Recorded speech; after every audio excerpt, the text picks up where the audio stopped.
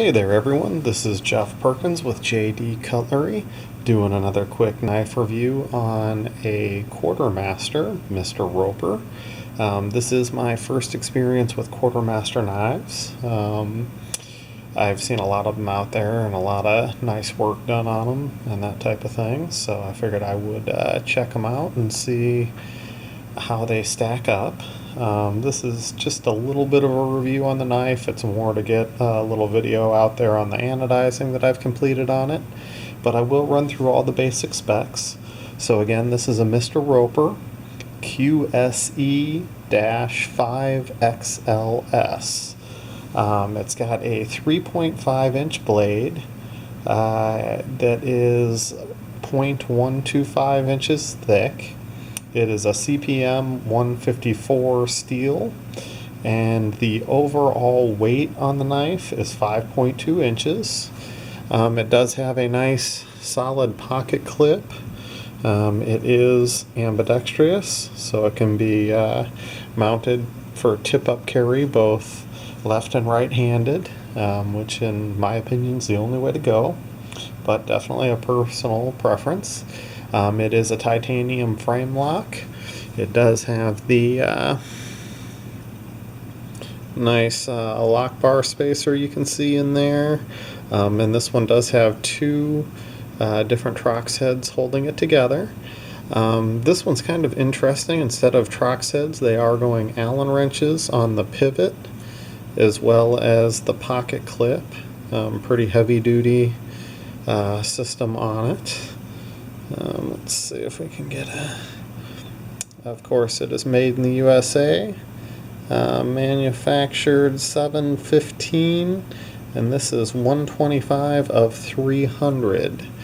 I do like one of the aspects of it, and can't really see it in this light right now. Let's move that up a little bit, but the steel lock bar has an over travel on the back side that stops it from traveling too far, so that's definitely one of the nicer features with it, which I was happy with. It does have ball bearings in the pivot system, so it opens very nicely, and of course the other side of the handle is a G10. Got a little bit of oil up here from taking it apart and putting it together.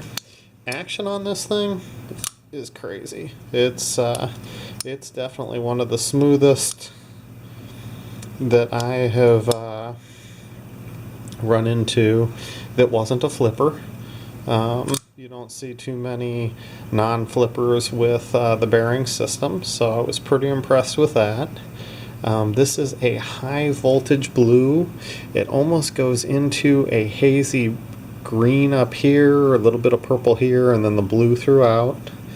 Unfortunately, the camera is just not quite picking this up.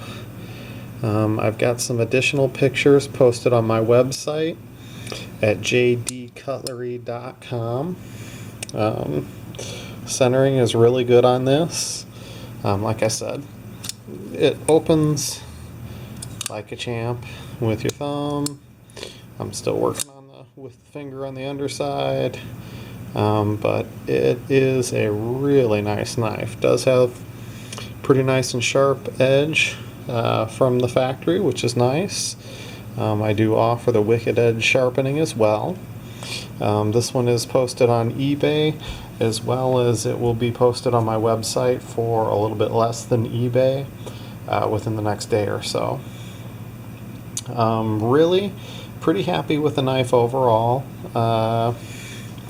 Blade thickness for this size knife was a little bit small, a little bit thinner than a lot of the ZTs that I'm used to dealing with, but it made for a lighter knife. The only complaint I have was out of the box. Blade wasn't centered and everything was loose like crazy. I ended up, of course, I took it all apart to do the work that I did, and of course added all the Loctite in the needed places. So I was a little surprised to see that it didn't have the needed Loctite in all the different pivots and bolts and all that type of stuff.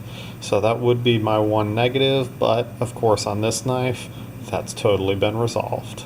So thank you for tuning into the video, and I'll see you on the next one.